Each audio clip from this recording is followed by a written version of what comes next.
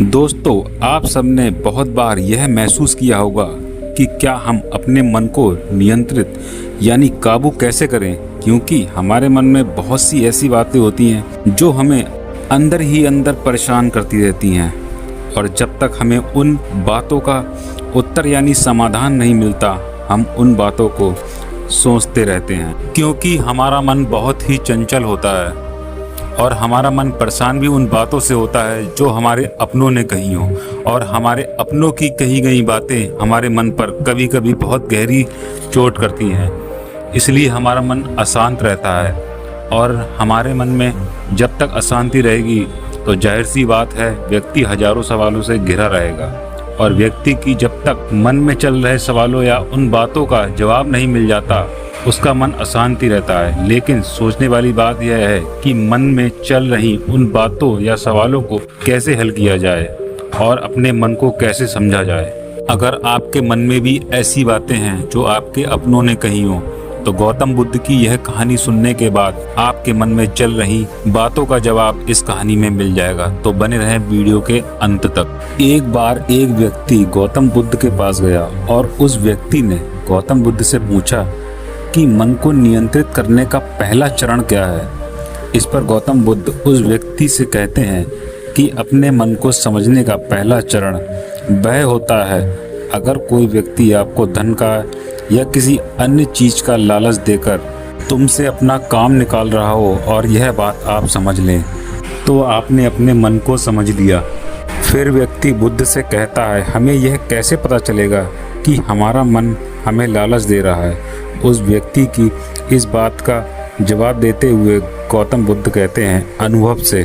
मनुष्य मन के लालच से जिस कार्य को अति पूर्वक करता है उसमें उसे हानि ही होती है, और हानि के बाद ही उसे अनुभव भी होता है। जैसे जिसने वास्तव में यह देख लिया कि नशा करना केवल दुख है, वह नशा मुक्त होना शुरू कर देगा। जिसने जान लिया कि ईर्ष्या से खुद का नाश होता है, वह ईर्ष्या से मुक्त हो जाएगा। मन को समझने का यही पहला चरण है। व्यक्ति बुद्ध से पूछता है, यदि व्यक्ति पहले चरण से यह जान जाता है कि वह मन द्वारा दिए लालचों के कारण दुखी है, तो फिर दूसरा चरण क्या है। बुद्ध कहते हैं, खोज पर निकलना। दूसरे चरण के लिए ऐसे व्यक्ति की खोज पर निकलना होगा जो कि पहले ही अपने मन को जान इससे मुक्त हो चुका है, क्योंकि वही तुम्हारा मार्गदर्शन कर पाएगा। व्यक्ति कहता है, लेकिन ऐसे व्यक्ति की पहचान कैसे होगी। बुद्ध कहते हैं, यही तीसरा चरण है। सुनना ही अपने मन को समझने का तीसरा चरण है। व्यक्ति कहता है, क्या इसे देखकर पता नहीं किया जा सकता। बुद्ध कहते हैं, देखने में कोई व्यक्ति बहुत शांत और अच्छा लग सकता है, लेकिन उसके मन के भीतर क्या है यह उसके शब्दों से ही पता चलता है। लेकिन किसी की बातों पर तब तक विश्वास नहीं करना चाहिए जब तक कि वह तुम्हारे विवेक की कसौटी पर खरा ना उतर जाए। बुद्ध कहते हैं, कर्म ही मन को समझने का चौथा चरण है। खुद को जानने के लिए सही दिशा में कर्म करना जरूरी है, लेकिन कर्म करते हुए व्यक्ति हर बार दो गलतियां करता है। पहली गलती है यह कि शुरुआत ही नहीं करना, और दूसरी गलती पूरा रास्ता तय नहीं करना। इन दोनों गलतियों के पीछे हमारे मन की ही चाल होती है।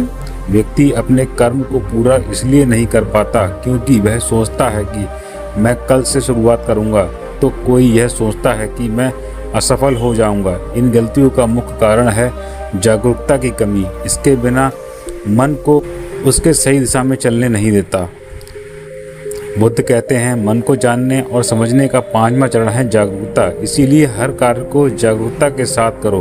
बिना जागरूकता के साथ किया गया कार्य या फिर जिया गया क्षण मृत्यु के समान है। व्यक्ति बुद्ध से पूछता है, अपने जागरूकता के स्तर को कैसे बढ़ाया जा सकता है। बुद्ध कहते हैं, ध्यान से।